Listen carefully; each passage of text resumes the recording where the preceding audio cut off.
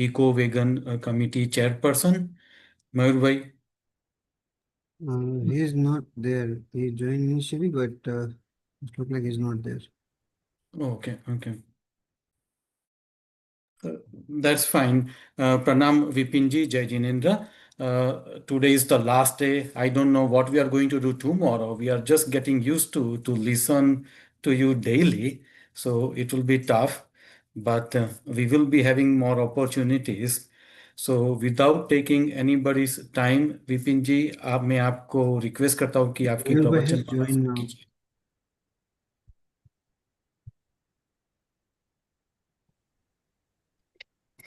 Great, Janindra. Can everyone hear me?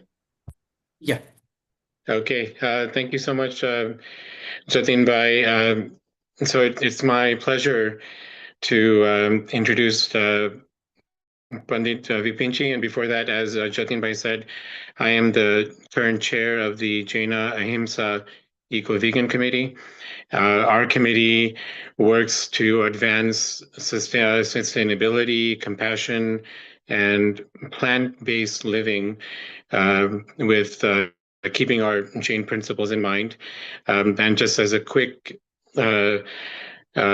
description of some of the work that we do, we have virtual tours of animal sanctuaries. We have worked with YJA, YJP on their conventions, and I invite everyone to learn more about our committee on jaina.org.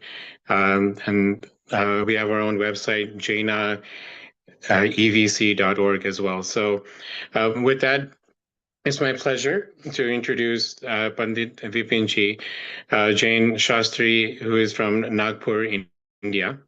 And his Jain education was from Rajasthan, Viswavidhalaya in 2000, where he attained the degree of Shastri.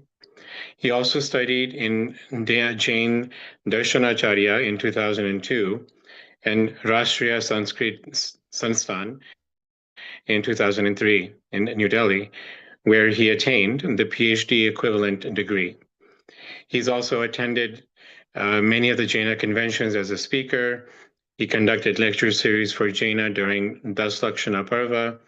And one of the most valuable things that he's done is that he's always available whenever we requested Panditji for seva by conducting lecture series.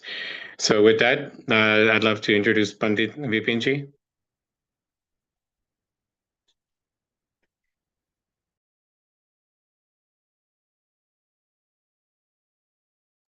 Mute है पंडित जी को mute. नमो आयरीयाणं नमो उवज्झायाणं नमो लोये सवसाहुणं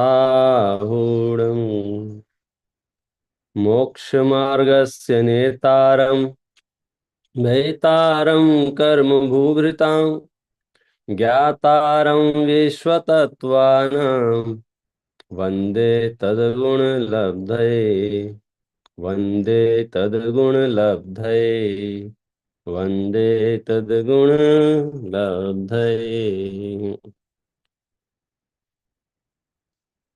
जैना द्वारा आयोजित यह lecture series Ashtanika महापर्व के अवसर पर हम और आप सबको जिन शासन की शीतल छत्र छाया प्रदान कर रही है और हम कोशिश कर रहे हैं जैन दर्शन के उन सिद्धांतों को समझने की जिनसे हमारा और पूरे विश्व का कल्याण 100% संभव है। तीर्थंकर भगवंतों ने जो कुछ भी कहा वह सर्वोदयी कहा, सबके लिए कहा। हालांकि जैन दर्शन के अनेक सिद्धांत एक समूह में, एक ग्रुप में, एक जाति में समिट कर रह गए हैं, लेकिन यदि हम सैद्धांतिक रूप से बात करें तो जैन दर्शन के सिद्धांत किसी समूह, किसी ग्रुप या किसी जाति विशेष के लिए नहीं है, ये प्राणी मात्र के लिए है। और समो शरण हमारा इसका प्रतीक है कि तीर्थंकर भगवंतों की धर्म सभा में देवलोग भी विराजमान होते हैं, मनुष्य भी विराजमान होते हैं और त्रियंच गति के जीव भी वहां होते हैं, एनिमल्स भी वहां होते हैं। इसका मतलब है कि भगवान की वाणी सबके लिए है। आज का हमारा टॉपिक है मोक्ष मार्ग और मोक्ष मोक्ष और मोक्ष मार्ग। ये दो शब्द शायद जैन दर्शन के लिए ही नहीं, जितने भी धर्म दर्शन हैं सभी धर्म दर्शनों में ये मोक्ष और मोक्ष मार्ग ये दो शब्द मिल जाएंगे।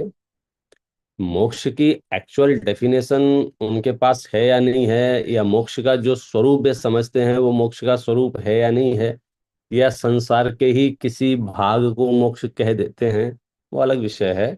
शब्द मिल जाएगा आपको मोक्ष। यानी जो भी धार्मिक होगा, जो भी धर्म कर रहा होगा, यदि आपसे पूछोगे कि ये धर्म आप क्यों कर रहे हैं, तो उसका जवाब होगा मुक्ति के लिए, आजादी के लिए, मोक्ष के लिए। क्योंकि यदि मैं बंधन में रहूंगा तो सुखी नहीं हो सकता हूं। मैं बंधन मुक्त होना चाहता हूं।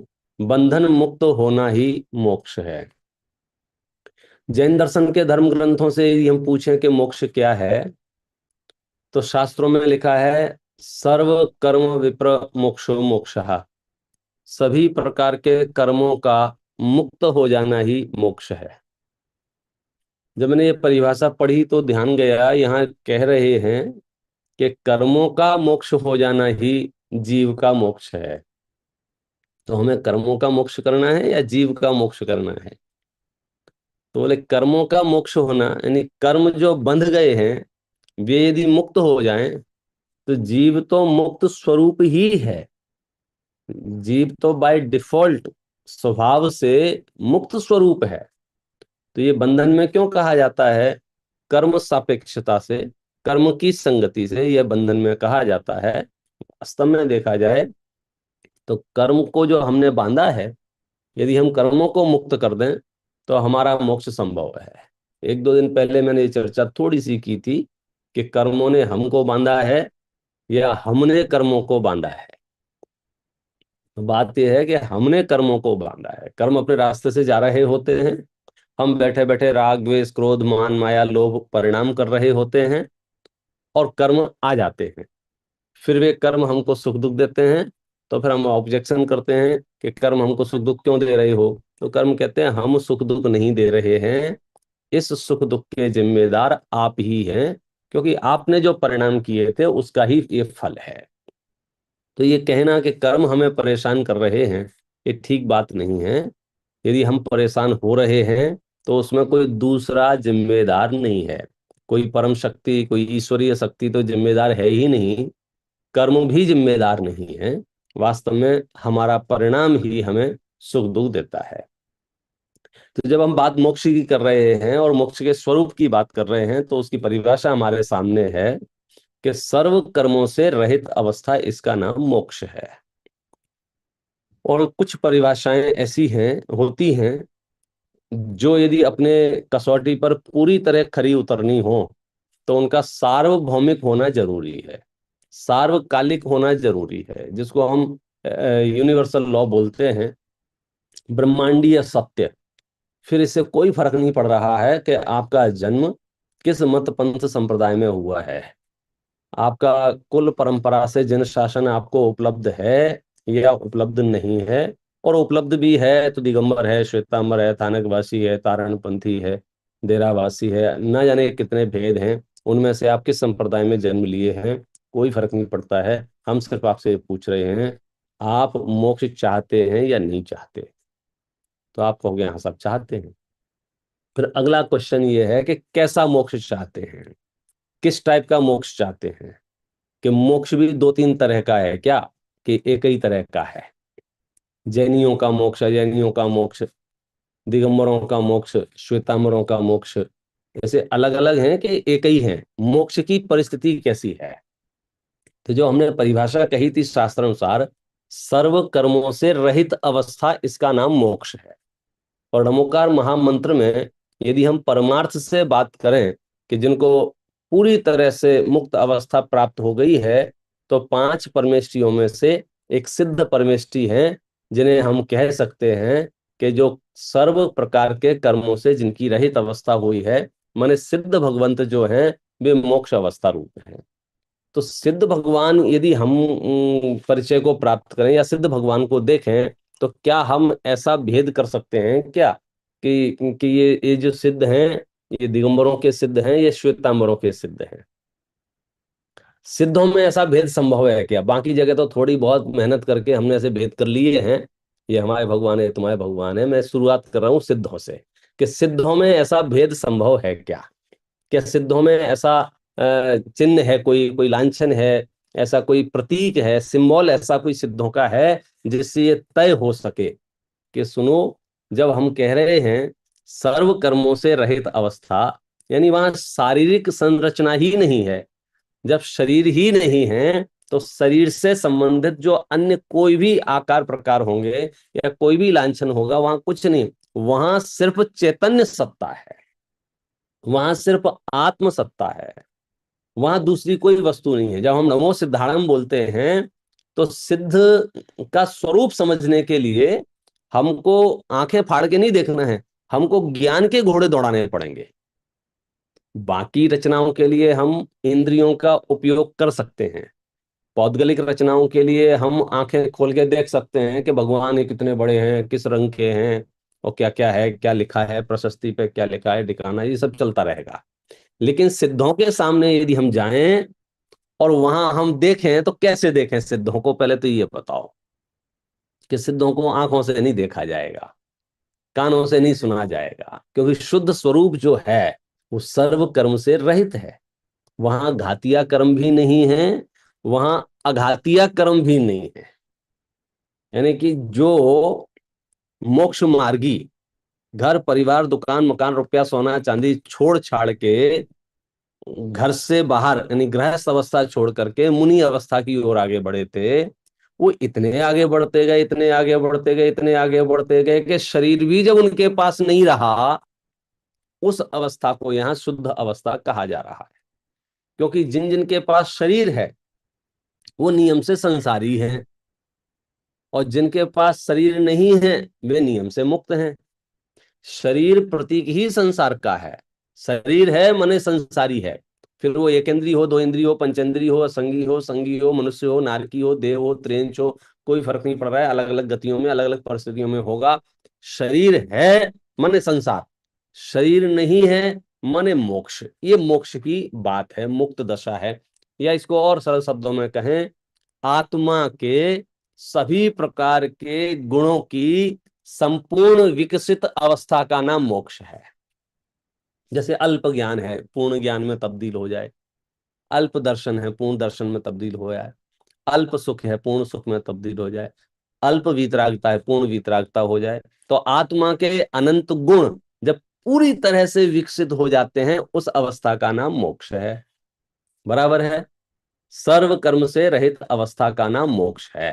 हम इसमें एक मत हैं या नहीं है, हम इस मुद्दे पर, बाकी जगह हमारे क्या डिफरेंसेस हैं अपनी जगह रखना, लेकिन मोक्ष के मामले में ये सल्ले बीच में आएगी क्या? और ये तो दिगंबरों का है, तो श्वेतांबरों का, तरह पंथी बीच पंथी जो भी आपका हो, हिंदू मुसलमान सिख ईसाई, मोक्ष माने क्या पहले आप डिसाइड करो। क्योंकि लक्ष्य आपका स्पष्ट नहीं होगा और चलना आप शुरू कर देंगे तो आप मंजिल तक नहीं पहुंचेंगे। क्यों नहीं पहुंचेंगे? क्योंकि आपको पता ही नहीं है कहां पहुंचना है। तो हमें अगर मोक्ष में पहुंचना है तो पहले हम मोक्ष के स्वरूप पर डिसाइड करें कि मोक्ष कैसा। तो जवाब आया, चार प्रकार के घातिया, चार प्रकार के अघातिया कर्मों से रहित अवस्था, आत्मा की शुद्ध विकसित अवस्था, आत्मा की पूर्ण अवस्था, उसका नाम मोक्ष है। और यदि हम शब्दों में समझना चाहें तो सिद्ध परमात्मा का जो स्वरूप कहा गया है वह मोक्ष का स्वरूप है। सिद्ध परमात्मा का रंग कैसा होता है? सिद्ध परमात्मा का साइज कैसा होता है? सिद्ध परमात्मा की मुद्रा कैसी होती है? सिद्ध परमात्मा के बारे में यदि आप बाह्य संरचनाओं से विचार करने की कोशिश करेंगे तो आप विचार नहीं कर पाएंगे। सिद्ध परमात्माओं का रंग नहीं होता है। क्यों? रंग शरीर का होता है, उनके पास शरीर नहीं है। अरहंत परमात्मा तक आप ये विचार कर सकते हैं, लेकिन सिद्ध परमात्मा के पास तो उतना भी नहीं है। तो सच बात कहा जाए, यानी मोक्ष के संबंध में यदि हम ये निर्णय करना चाहें कि मोक्ष कैसा है, ये मैं इसलिए कह रहा हूं, जब भी आपको ऐसा लगे कि भाई हमको तो मुक्त होना है, तो मुक्त होना ये ठीक है, मुक्त होने का मतलब क्या है? आधी दुनिया तो मोक्ष का मतलब स्वर्ग ही समझती है, या स्वर्ग को ही मोक्ष कहती है। आप देख लो, जहां जहां भी क्या कहना चाहिए, भक्त को उसके भक्ति के बदले में कुछ देने की बात कही होगी, उसके समर्पण के बदले में कुछ देने की बात कही होगी, तो यही बात कही होगी कि ये जीव स्वर्ग जाएगा, स्वर्ग मिलेगा आपको, जन्नत मिलेगी आपको, हेवन मिलेगा आपको। तो स्वर्ग, जन्नत, हेवन जो कुछ भी हैं, ये मोक्ष स्वरूप हैं कि नहीं है, कि संसार के ही लौकिक सुख सुविधाओं की एक वैरायटी है। जैसे पूरे विश्व में जीव रहते हैं, कहीं रहने खाने पीने की अलग तरह की व्यवस्थाएं हैं, कहीं अलग तरह की व्यवस्थाएं, कहीं अलग तरह की व्यवस्थाएं हैं। आपको अफ्रीका के देश मिलेंगे, आपको इंडोनेशिया के देश मिलेंगे, आपको भूटान जैसे देश मिलेंगे, आपको नेपाल जैसे देश मिलेंगे, आपको भारत जैसे देश मिलेंगे, आपको अमेरिका जैसे देश मिलेंगे, आपको कोरिया जैसे, तो अलग अलग देश हैं। तो ये अलग अलग देशों में से जितने भी देश हैं, ये सब एक जैसे हैं कि इनमें से कोई एकाध अलग है? तो लक्षणों की दृष्टि से देखा जाएगा तो ये सब एक जैसे हैं। हो सकता है किसी शहर की रोड रास्ता गड्ढे वाला हो, और किसी रोड का रास्ता थोड़ा ठीक ठाक हो, और किसी का बहुत बढ़िया हो, और कहीं कहीं सोने की चादर बिछा रखी हो, लेकिन डिफरेंस क्या है उसमें? एक ही है। तो स्वर्ग की यदि हम कल्पना करते हैं, स्वर्ग की यदि हम बात करते हैं, तो सच बात यह है, स्वर्ग क्या है? इंद्रिय विषय संबंधी थोड़ी सी एक्स्ट्रा फैसिलिटी, इसका नाम सुख है। जैन दर्शन स्वर्ग सुख की आकांक्षा से कोई भी कार्यक्रम नहीं करता है। वो तो मोक्षाभिलाषी है, वो तो मोक्ष की बात करता है, उससे तो मोक्ष चाहिए, उसे स्वर्ग नहीं चाहिए। स्वर्ग नहीं चाहिए इसका मतलब ये है कि अब ये मोक्ष मार्ग का यात्री कभी लोभ और लालच में नहीं फंस सकता है। मोक्ष मार्ग के यात्रियों को पद प्रतिष्ठा का लालच नहीं दिया जा सकता है, पैसे का लालच नहीं दिया जा सकता है। क्यों? क्योंकि ये सब उसकी डिमांड लिस्ट में ही नहीं थी। कोई मोक्ष मार्ग के यात्री से कहे हमारे साथ आ जाओ, हम तुम्हारा नाम फेमस कर देंगे, तो वो कहे भैया हमको फेमस नहीं होना है, हम फेमस होने के लिए धर्म नहीं कर रहे हैं, हम तो सर्व कर्म से रहित अवस्था रूप अवस्था के लिए धर्म कर रहे हैं। तो हम धर्म करने का प्रयोजन हमारा क्या है? जिन शासन में हम जो कुछ भी करना चाह रहे हैं, वो वाहवाही और अवार्ड प्राप्त करने के लिए नहीं किए जा रहे हैं कि हमको पास 10 20 100 200 अवार्ड हो जाएंगे पूरे वर्ल्ड भर के, तो हम कोई विशिष्ट आत्मा हो जाएंगे कि भाई साहब आप संसारी ही रहोगे। यदि आपको मुक्त होना है तो उसका रास्ता खोजना पड़ेगा। तो पहले तो रास्ता बाद में खोजेंगे, मार्ग की हम बाद में बात करेंगे, पहले लक्ष्य तो तय करो। लक्ष्य क्या है? जे त्रिभुवन में जीव अनंत, सुख चाहे दुख ते भयवंत। इस धरती पर जितने भी जीव हैं, जितने भी जीव हैं, वे सारे के सारे जीव सुख चाहते हैं और दुख से बचना चाहते हैं, और हर समय कोशिश भी कर रहे हैं। ऐसा एक भी जीव नहीं है जो सुख प्राप्ति की कोशिश ना कर रहा हो। लेकिन सुख प्राप्त हुआ कि नहीं हुआ, कि बोले मार्ग देखना पड़ेगा कि सुख प्राप्ति के अगर सच्चे कारण होंगे तो सुख प्राप्त हो जाएगा, सुख प्राप्ति के सच्चे कारण नहीं होंगे तो नहीं होगा। देखो, जो जिस कार्य का कारण है उसको छोड़कर हजारों कारण भी आपके पास विद्यमान हो, आपका काम नहीं होगा। दूध मीठा करना है तो दूध मीठा कैसे होता है? जैसा 1 चम्मच शक्कर से दूध मीठा होता है। तो अब हम 1 चम्मच शक्कर हमारे पास नहीं हो, अब बताओ अब हम दूध मीठा कैसे करें? दूध के सामने हाथ जोड़कर बैठ जाएं, उसकी प्रशंसा करें, उसकी भक्ति करें, गीत गाएं, भजन गाएं, एआई से गाना बनवा लें दूध के लिए, हे दूध महाराज तुम जल्दी से गर्म क्या मीठे हो जाओ, या अगरबत्ती लगाएं, या दिया करें, क्या करें बोलो? अच्छा, ये तो सब छोटी मोटी चीज होगी। हम 1 गिलास दूध को रख लेते हैं और घोषणा करते हैं मैं इसके लिए आज दिन भर उपवास करूंगा, तो मेरे उपवास करने के बाद दूध मीठा होगा कि नहीं होगा? 2 उपवास के बाद, 5 उपवास के बाद, 100 उपवास के बाद, क्यों उपवास पावरफुल नहीं है क्या? अरे बात उपवास के पावरफुल होने की नहीं है, बात है जिस कार्य का जो कारण है उस कारण से वही कार्य होगा। चलो ठीक है, उपवास तो नहीं है, हम कोई यज्ञ अनुष्ठान कर लेते हैं, वेदी प्रतिष्ठा करवा देते हैं, भगवान विराजमान करवा लेते हैं अपनी तरफ से, बोलो दूध मीठा होगा क्या नहीं होगा? पंच कल्याणक जैनियों का सबसे बड़ा महोत्सव है पंच कल्याणक करा लेते हैं, तब तो दूध मीठा होगा कि नहीं होगा? सारे तीर्थंकर मिलकर के भी इस एक गिलास दूध को मीठा नहीं कर सकते हैं। 1 चम्मच शक्कर से दूध मीठा हो जाएगा। इसका मतलब तीर्थंकर पावरफुल नहीं है, ऐसी बात नहीं है, लेकिन कार्य कारण व्यवस्था है ना। और कार्य कारण फेयर व्यवस्था किसको कहते हैं? जहां जज भी, जहां न्यायाधीश भी अपने लिए कुछ भी निर्णय ना कर सके। ये पक्षपात पूर्ण व्यवस्था नहीं है कि मेरे हाथ में आया तो मेरे पास मंत्र शक्ति है, मेरे पास तंत्र शक्ति है। ये देखो, ये सुनने में बड़े बढ़िया लगते हैं ये तंत्र मंत्र ये सब चीजें। सच बात यह है, इतनी सी भी दम नहीं है इनमें। यदि आपके पास सम्यक दर्शन नहीं है तो ये किसी काम के नहीं है। अभी दुबई में ये ईरान वीरान का चल रहा था, पेपर में आया था 80 ज्योतिषी वहां अटक गए थे। वहां उनका कोई बड़ा सम्मेलन था जिसके लिए गए थे 80 ज्योतिषी, और उनकी एप्लीकेशन आई थी कि हमको वापस से यहाँ से कुछ व्यवस्था करो बारात आने की। अब आप दिमाग लगाओ कि 80 ज्योतिषी अटक गए, इसका मतलब क्या है? कि इनको नहीं पता था ये बार हो जाएगा, वे अपनी धुन में थे। ऐसे एक नहीं, ऐसे हजारों उदाहरण मिल जाएंगे। तो सबकी क्षमताएं अलग अलग हैं। जैन शास्त्रों में निस्संदेह अनेक विद्याओं का वर्णन है, लेकिन वर्तमान में भी विद्याएं हैं नहीं हैं, और हैं तो किस रूप से हैं। और उससे ज्यादा महत्वपूर्ण यह है कि ये जो पारमार्थिकी विद्या है, जो मुझे तत्काल सुख देने वाली है और परमानेंट सुख देने वाली विद्या है, वो तो ये है मोक्ष और मोक्ष मार्ग की। बाकी जो विद्याएं हैं वो आपको टेम्पररी हैप्पीनेस दे सकती हैं। भाई जिनके पास ये सब चीजें नहीं भी हैं वे भी लौकिक सुख सुविधाओं में घूम रहे हैं, और जिनके पास हैं वे भी परेशान हैं। तो विषय ये है कि जैन दर्शन जो फोकस करता है, इसलिए अगर आप जैनाचार्यों को पढ़ेंगे और वहां आप पूछेंगे कि साहब मेरे फैमिली में झगड़े हो रहे हैं, मैं क्या करूं, या अन्य कोई प्रश्न करेंगे, तो अधिकांश जैनाचार्य आपकी सांसारिक बातों में बात नहीं करना चाहते, डिस्कशन नहीं करना चाहते। उन्होंने बहुत ज्यादा नहीं लिखा है कि सुबह दाल बनाए के शाम को सब्जी बनाए, केवल ये तो कॉमन सेंस की बात है। यदि आपकी कषाय मंद हैं, यदि आपके परिणाम सात्विक हैं, तो आपके भोजन की उत्कृष्टता होगी ही होगी।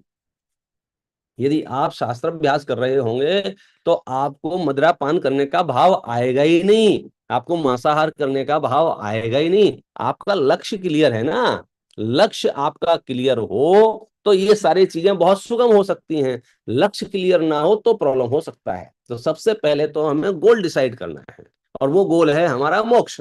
कि हमें तो मोक्ष चाहिए, हमें तो मोक्ष चाहिए। मोक्ष माने सर्व कर्मों से रहित अवस्था। मोक्ष माने नमो सिद्धाणम। मोक्ष माने मेरे आत्मा की, मेरे चैतन्य की पूर्ण विकसित परिशुद्ध वितराग, पूर्ण वितराग। बोलो सिद्धों के पास कितना परिग्रह शेष रह गया है? कितना परिग्रह शेष रह गया है सिद्धों के पास? थोड़ा तो जरूरत पड़ेगी ना मोक्ष में, कि सुनो जहां परिग्रह की जरूरत पड़ेगी वहां मोक्ष नहीं होगा। क्यों? आप देख लो, शास्त्र पढ़ लो, अभ्यास कर लो। कोई भी मोक्ष मार्गी जीव ये निर्णय कर ले कि जहां अपने को पहुंचना है वहां अपने पास कितना वैभव है, कितनी संपदा है, कितना परिग्रह है, कितनी पद प्रतिष्ठा है, कितना मान सम्मान है, तो मोक्ष मार्ग आपका बहुत सुगम हो जाएगा। अभी हमको समझ में नहीं आ रहा है मोक्ष मार्ग क्या है। मैं आपको एक सरल उदाहरण देके एक बात करता हूं।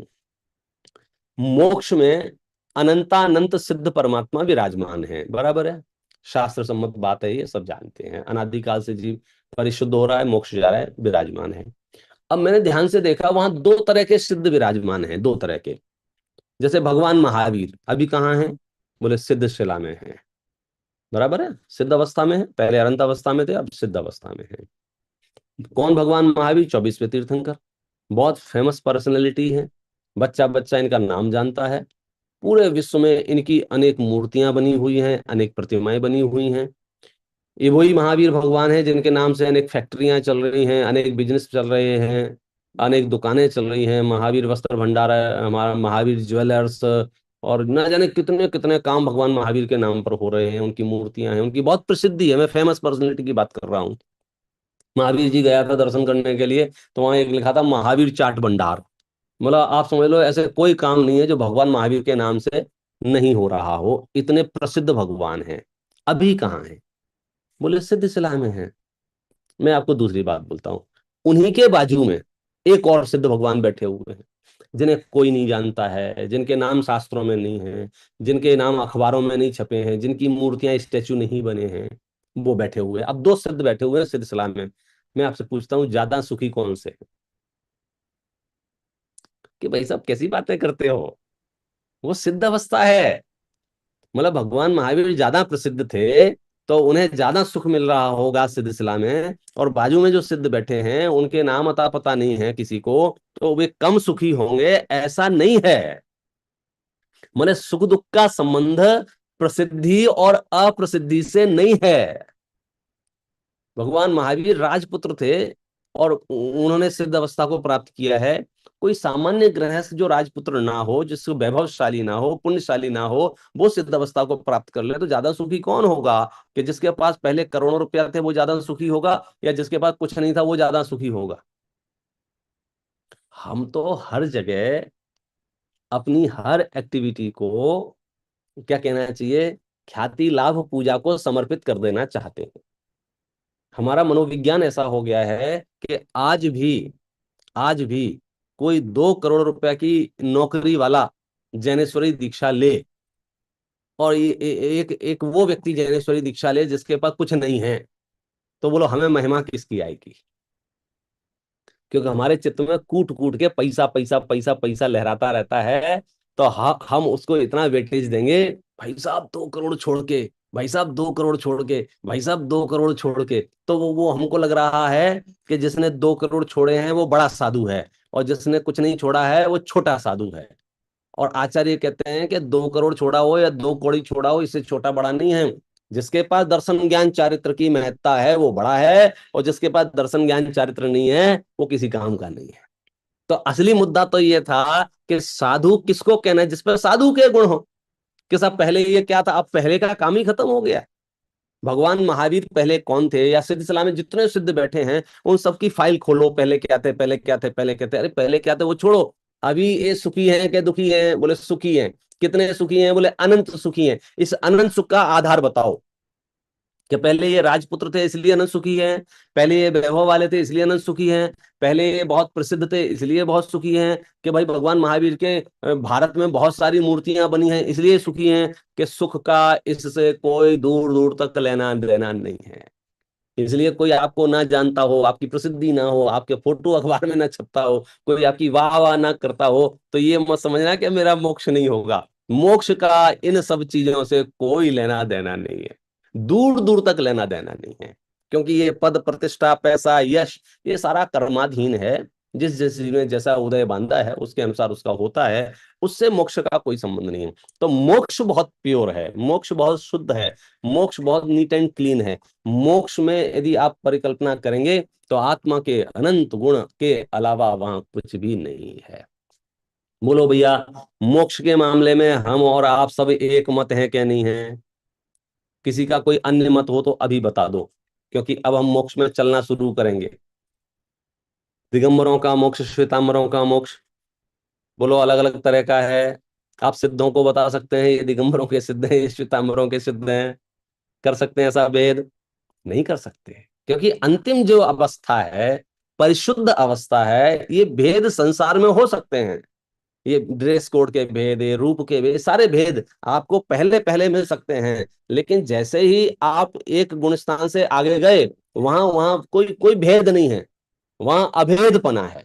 क्योंकि वहां परिशुद्ध अवस्था है, परिशुद्ध अवस्था में कोई समस्या नहीं है। जैनियों का मोक्ष, अजैनियों का मोक्ष, कि नहीं साहब, मोक्ष तो एक ही जैसा है, सर्व प्रकार के सुख की अवस्था।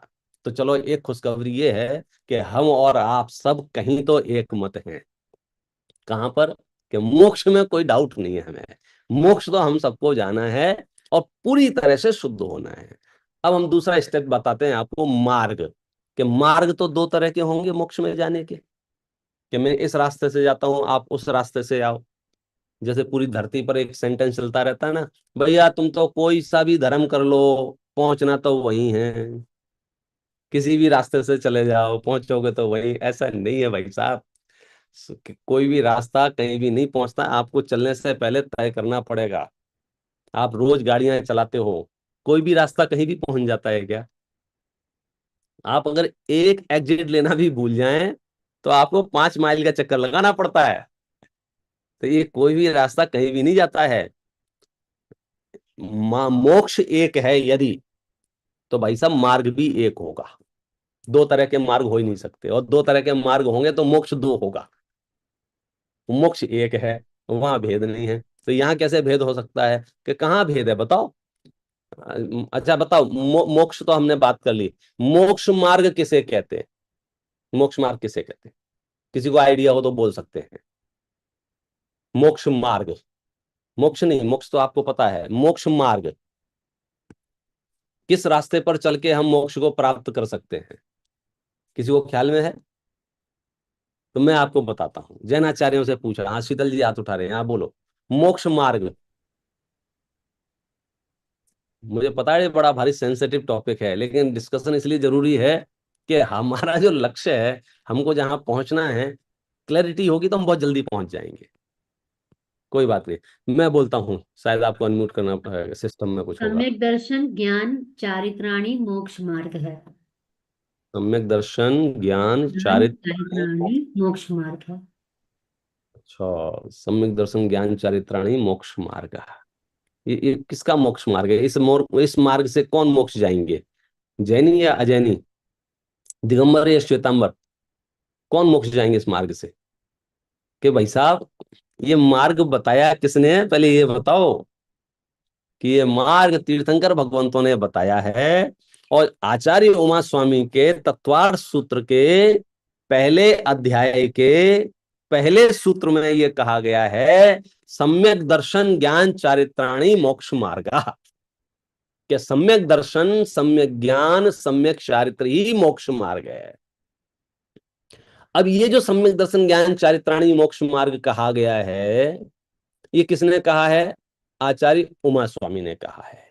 कहाँ कहा है? तत्वार्थ सूत्र में कहा है। तो भाग्य से आज हम इस मोड़ पर हैं। कम से कम उमा स्वामी के आचार्य के बारे में तो हमारे चित्त में कोई मतभेद नहीं है, उनके बताए हुए रास्ते के बारे में कोई मतभेद नहीं है। यानी सम्यक दर्शन ज्ञान चारित्र ही मोक्ष मार्ग है, इसमें हमें कोई डाउट नहीं है। हाँ, सम्यक दर्शन क्या है, सम्यक ज्ञान क्या है, सम्यक चारित्र क्या है, आप जो कर रहे हैं वो सम्यक दर्शन ज्ञान चारित्र की श्रेणी में आएगा कि नहीं आएगा, ये विश्लेषण का विषय हो सकता है।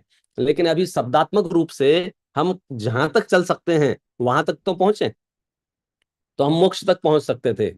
कि मोक्ष क्या है? सर्व कर्मों से रहित अवस्था, उस अवस्था को मुझे प्राप्त करना है। नमो सिद्धाड़म माने मोक्ष। ठीक है, अरहंतों को भी मोक्ष कहा है, क्योंकि गारंटी से उनके अघातीय कर्मों का अभाव होगा, इसलिए अरहंत को भी मोक्ष में शामिल किया गया है। लेकिन जब हम प्योर मोक्ष की बात करेंगे तो सिद्धों की बात करेंगे, जब हम ध्यान की बात करेंगे, मेडिटेशन की बात करेंगे, तो सिद्धों की ध्यान करेंगे। अब उस सिद्ध अवस्था तक पहुंचने का रास्ता बताओ, किस रास्ते से आए?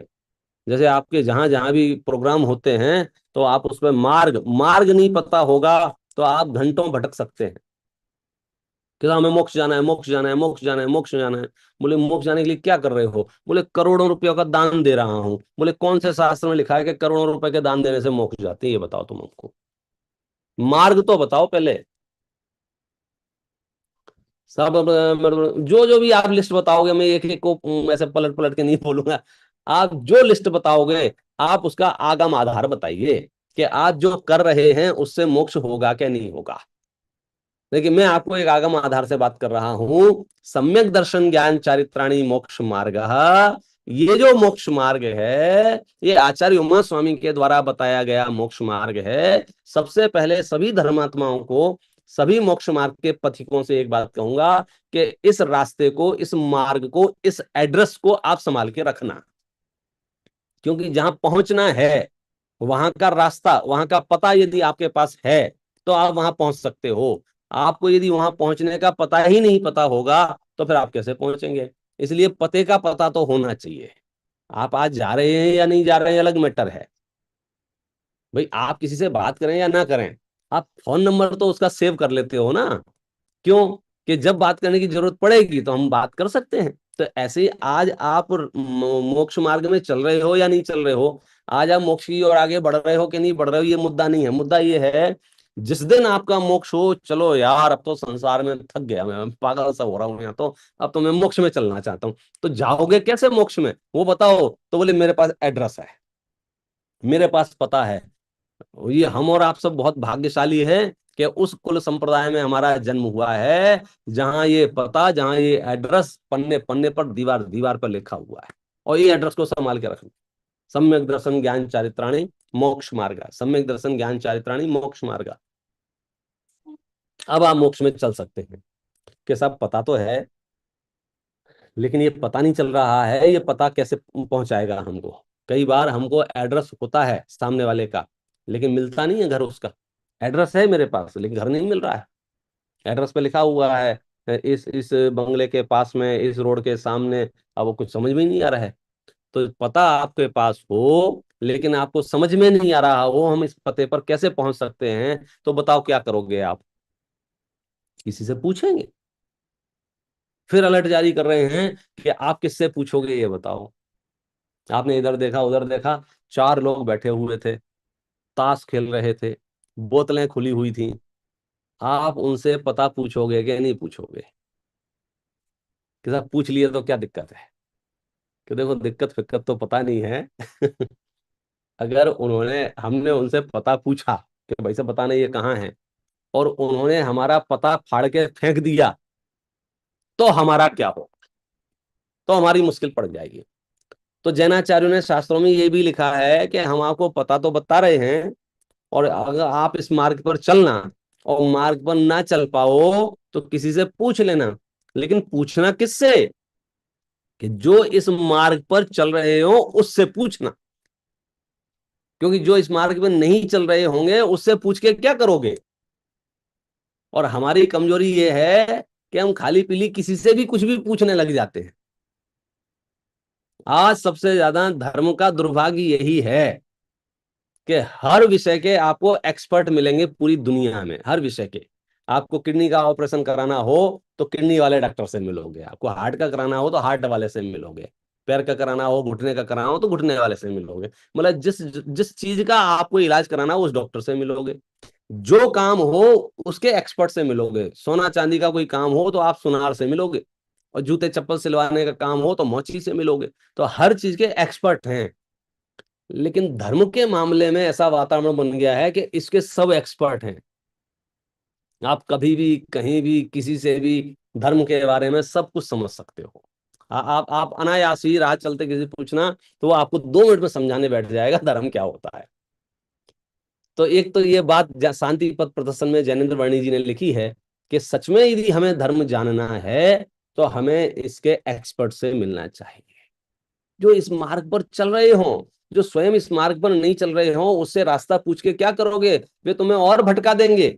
वे कहेंगे मोक्ष मोक्ष साइड में रखो, पहले तुम मेरा पानी भर के लाओ, तुम सेवा करो, सेवा ही मोक्ष है, सेवा ही मोक्ष है, सेवा ही मोक्ष है। तो अब आप लग गए काम पर। अब आप कहोगे कि अब मोक्ष भूल जाओगे आप मोक्ष 2-5 साल में। क्यों? क्योंकि आप बढ़िया सेवा करोगे, बदले में आपको काजू किशमिश पिस्ता बादाम खाने को मिलेंगे और आपको मजा आ गया था। ये तो जब आयु पूरी होगी तो पता चलेगा यार मनुष्य गति हमको इसके लिए मिली थी क्या? मनुष्य गति तो हमको मोक्ष के लिए मिली थी, हम तो मोक्ष प्लान कर रहे थे, तो फिर मोक्ष गए क्यों नहीं? अरे यार हम तो दूसरे काम करते रहे।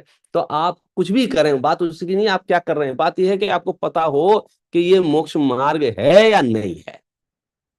तो आपको जब जब भी किसी खास करके जैन दर्शन के परिप्रेक्ष्य में धर्म गुरुओं का नजदीक की पनाह मिले तो आपको सिर्फ एक ही जिज्ञासा, प्रभु मुझे सम्यक दर्शन ज्ञान चारित्र का मार्ग बताओ। और वो कह के नहीं ये बाद में बताएंगे, तो धीरे से उठ के भाग जाना वहां से। क्योंकि अगर सम्यक दर्शन ज्ञान चारित्र का मार्ग नहीं बता रहा है तो ये गुरु नहीं है, ये कुछ और कार्यक्रम चल रहा है। अब आप कहोगे हमको कैसे पता चलेगा सम्यक दर्शन क्या है, सम्यक ज्ञान क्या है, सम्यक चारित्र क्या है? तो बड़े बड़े भारी शब्द हैं कि नहीं साहब, आचार्यों ने ये भी बताया है। सबसे पहले हमें ये निर्णय करना पड़ेगा मोक्ष क्या, मोक्ष क्या। घंटों चिंतन करके, डिस्कशन करके, अपने आप से बात करके तय करो मोक्ष माने क्या, मुक्त दशा माने क्या, अनंत आनंद की दशा। मुक्त दशा माने क्या? परम वीतराग दशा। मुक्त दशा माने क्या? आत्मा की पूर्ण विकसित दशा। वो मुझे कैसे प्राप्त होगी? कि वो मुझे सम्यक दर्शन ज्ञान चारित्र से प्राप्त होगी। बोले सम्यक दर्शन ज्ञान चारित्राणी मोक्ष मार्ग, इस रास्ते पर कौन चल के मोक्ष में जा सकता है? कौन? जैनी अजैनी? कि साहब ऐसे बार बार प्रश्न क्यों करते हो जैनी अजैनी? क्योंकि आपके दिमाग में भूत घुस गया है, हम जैन हैं, ये अजैन है, ये फलाने हैं, ये ठिकाने, मतलब टाइटल हमारे इतने भारी हो गए हैं कि हम ओरिजिनल जो कंटेंट है वो गायब ही हो गया हमारे दिमाग से। तो यहाँ ये कह रहे हैं कि आपने अपने मन से अपने राशन कार्ड पे क्या लिख रखा है उसकी बात नहीं चल रही है। सत्य और आगम क्या कह रहा है? आगम कह रहा है सम्यक दर्शन ज्ञान चारित्राणी मोक्ष मार्ग। अब हम उसी आगम से पूछते हैं कि महाराज सम्यक दर्शन ज्ञान चारित्राणी मोक्ष मार्ग है, तो इसमें से सबसे पहले क्या होगा? सम्यक दर्शन होगा, सम्यक ज्ञान होगा, या सम्यक चारित्र होगा? कई बार कुछ लोग बहुत जल्दी में रहते हैं और उनसे जब डिस्कशन होता है ज्ञान और गमन के मामले में, तो कुछ थोड़े से प्रमादी लोग ये कहते हैं, अरे यार तुम ज्ञान ज्ञान में क्या समय खराब करते हो, चलना शुरू करो, चलना शुरू करो, गमन करो, गमन करोगे तो कुछ होगा, बैठे बैठे बातें करने से मोक्ष हो जाएगा क्या? इस शास्त्रों के पन्ने पलटने से मोक्ष हो जाएगा क्या? मोक्ष पर चलना पड़ेगा। ज्ञानियों का कहना यह है कि निस्संदेह मोक्ष पर चलना पड़ेगा, लेकिन चलेंगे कैसे? भाई आप चौराहे पे खड़े हैं, बराबर है, तो खड़े खड़े तो नहीं पहुंचोगे, ये तो तय है, चलना तो पड़ेगा, लेकिन चलने से पहले ये तय करना पड़ेगा कि नहीं करना पड़ेगा? लेफ्ट जाना है कि राइट जाना है कि सीधे जाना है? कि नहीं वो बाद में देखेंगे, वो बाद में देखेंगे, बाद में देखेंगे क्या मतलब होता है भैया? तो जो लोग धर्म करना चाहते हैं उन्हें धर्म के स्वरूप को समझना पड़ेगा, धर्म के स्वरूप को धर्म शास्त्रों से समझना पड़ेगा, आचार्यों से समझना पड़ेगा। और यदि आपको ऐसा लगता हो वर्तमान में बहुत चक्कर है, किससे समझा किससे नहीं, थोड़ा पीछे चले जाओ, कोई चक्कर नहीं मिलेगा। सर्वमत व्याख्याएं मिलेंगी आपको, एक मत व्याख्या मिलेगी। मोक्ष माने क्या? सर्व कर्मों से रहित अवस्था। मोक्ष मार्ग माने क्या? सम्यक दर्शन, सम्यक ज्ञान, सम्यक चारित्र, इसका नाम मोक्ष है। और इसमें सबसे पहले क्या होगा? बोले सम्यक दर्शन होगा। बोले ये सम्यक दर्शन होगा कैसे? तो आचार्य उमा स्वामी लिखते हैं तन्य सर्गाद अधिगमाद्वा, ये अपने आप भी हो सकता है और किसी के उपदेश से भी हो सकता है। शास्त्रीय शब्द हैं, ये अधिगमज भी होता है, ये निसर्गज भी होता है। निसर्गज माने अपने आप, अपने आप तो कुछ नहीं होता है, वर्तमान में ऐसा लगता है अपने आप हुआ है, वर्तमान में कोई उसका उपदेशक ना हो, कोई निमित्त ना हो, तो हम उसे कहते हैं निसर्गज। जैसे नरक में सम्यक दर्शन किसी को हुआ, तो वहां भैया किसके उपदेश से हुआ? कि वहां किसी के उपदेश से नहीं हुआ, वहां उसे स्वयं हुआ। कैसे हुआ? कि पूर्व में जो उसने उपदेश सुना था वो उसे याद आया और उसका निमित्त पाकर सम्यक दर्शन हुआ। जैसे आज आप व्याख्या सुन रहे हैं, हो सकता है अभी कुछ लोगों को समझ में आ रहा हो, कुछ को समझ में नहीं आ रहा हो, किसी को 2 घंटे बाद समझ में, अच्छा पंडित जी ये कहना चाह रहे थे, किसी को 2 दिन बाद समझ में आया। हो सकता है किसी को अगले भाव में, अच्छा वो जो मैं जैना में जो प्रवचन सुने थे उसका ये मतलब है।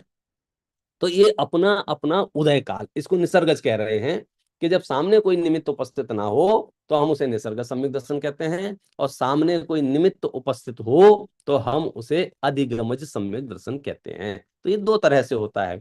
मुद्दा ये होता कैसे है? लक्षण बताओ हमको कि हमें आप सम्यक दर्शन करना है, उस सम्यक दर्शन के लिए क्या करें? तो बताओ आचार्य ने क्या लक्षण बताया? तत्वार्थ श्रद्धानम सम्यक दर्शनम। एक गांठ बांध लेने जैसी चीजें हैं, ताकि आपको कोई गोल से नहीं भटका सकता है, आपको कोई डाइवर्ट नहीं कर सकता है। सहचारी कार्यक्रम बहुत चलेंगे, आप गृहस्थ होंगे, गृहस्थों जैसे साधु होंगे, साधुओं जैसे सहचारी कार्यक्रम चलते रहेंगे। अणुव्रत होंगे, अणुव्रत पलेंगे, महाव्रत होंगे, महाव्रत पलेंगे, उपवास होंगे, उपवास होंगे, आइंबिल होगी, सब चलता रहेगा। लेकिन इनर यात्रा जो है, अंदर यात्रा जो है, वो क्या है? सम्यक दर्शन ज्ञान चारित्र की। मेरा श्रद्धान सम्यक हो, मेरा ज्ञान सम्यक हो, और मेरा आचरण सम्यक हो। आचरण सम्यक तब होगा जब आपका श्रद्धान और ज्ञान सम्यक होगा। सबसे पहले श्रद्धान की आवश्यकता है कि सम्यक दर्शन किसको कहते हैं? तत्वार्थ श्रद्धानम सम्यक दर्शनम, के तत्वार्थों के श्रद्धान को सम्यक दर्शन कहते हैं। बोलो इस परिभाषा में किसी को कोई मतभेद है क्या? अभी मैं जितनी भी बात कर रहा हूं, कहीं भी आपको ये शल्य उत्पन्न बीच में नहीं होगी। ये परिभाषा किसकी परिभाषा है? ये सार्वभौमिक परिभाषाएं, सार्वकालिक परिभाषाएं हैं। तीसरे काल में किसी को सम्यक दर्शन करना हो, तत्वाश्रद्धानम सम्यक दर्शनम। चौथे काल में करना हो, तत्वाश्रद्धानम सम्यक दर्शनम। पंचम काल में करना हो, तत्वाश्रद्धानम सम्यक दर्शनम। मनुष्य गति में करना हो, तत्वाश्रद्धानम सम्यक दर्शनम। नरक गति में करना हो, तत्वाश्रद्धानम सम्यक दर्शनम।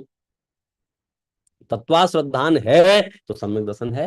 तो अब जो लोग मोक्ष की कल्पनाएं कर रहे हैं कि मैं मोक्ष में जाऊंगा, मैं मोक्ष में जाऊंगा, तो उन्हें ये सोचना चाहिए कि भाई साहब, हम अभी मार्ग पर चल रहे हैं क्या? तो फिर जिन्हें लगा हाँ हाँ मार्ग पर चल रहा हूं, तो फिर उन्हें सोचना चाहिए आपके पास सम्यक दर्शन है क्या? बोले ये क्या होता है? बोले उमा स्वामी आचार्य कह रहे हैं तत्वार्थ श्रद्धानम सम्यक दर्शनम। तत्वार्थों का श्रद्धान सम्यक दर्शन है। फिर आपको ये तत्वार्थ क्या है? तो उन्होंने नाम बता दिए, जीवा जीवाश्रव बंध संवर निर्जरा मोक्षास्तत्वम। पुण्य और पाप के भेद करेंगे तो ये नव तत्व हो जाएंगे। ऐसे ये 7 हैं। तो ये क्या है? बोले तत्वार्थ है। जीव, अजीव, आश्रव, बंध, संवर, निर्जरा, मोक्ष। कि देखो जैन धर्म में जन्म लेकर के और कुछ आपको पता हो या ना पता हो, ये 7 तत्वार्थ जरूर पता होना चाहिए। यदि मोक्ष की है कामना, सिर्फ पुण्य बांधना हो तो आप जो कर रहे हो करते रहो, पुण्य बंध जाएगा। क्योंकि हम इतने उत्तम कुल में पैदा हुए हैं कि हमारे तो 2 महीने के 4 महीने के बच्चे भी भरपूर पुण्य बांधते हैं। क्यों, कैसे पुण्य बांधते हैं? कि उनका तो जन्म से ही उत्तम कुल है ना। तो उनकी आहार पद्धति, उनके आसपास के वातावरण इस तरह के नहीं होते हैं कि बहुत पाप बांधे हैं। अधिकांश अधिकांश योग ऐसे ही होंगे उत्तम कुल में कि उनको कोई मांसाहार नहीं मिलेगा बचपन से, उनको शराब पीने को नहीं मिलेगी, उनको सप्त व्यसनों की प्रेरणाएं नहीं मिलेंगी। आप समझे? तो वो तो जन्म से ही पुण्य बांधते हैं। बात तो ये है कि मोक्ष पे कैसे चलूं? तो मोक्ष के लिए तो ये करना पड़ेगा आपको क्या? सम्यक दर्शन ज्ञान चारित्राणी। और सम्यक दर्शन ज्ञान चारित्राणी में सबसे पहले क्या करना है? सम्यक दर्शन। सम्यक दर्शन कैसे होगा? तत्वार्थ श्रद्धानम सम्यक दर्शन। सब जैन दर्शन बहुत है, जैन दर्शन बहुत है। सुनो, जैन दर्शन बहुत नहीं है, सिर्फ 7 चीजें समझ लो, आप जैन दर्शन समझ जाओगे। और 7 चीजें मत समझो, आपको जैन दर्शन कभी समझ में नहीं आएगा। जैन दर्शन का पर्पस समझ में नहीं आएगा। जैन दर्शन का क्या कहना चाहिए, आप पता है, कई बार जैन दर्शन को सीख लेंगे, समझ लेंगे, और उसके प्रचार प्रसार में भी कदाचित संलग्न हो सकते हैं, सब करेंगे, लेकिन कभी कभी एक अलग टाइप का फ्रस्ट्रेशन आपको आएगा।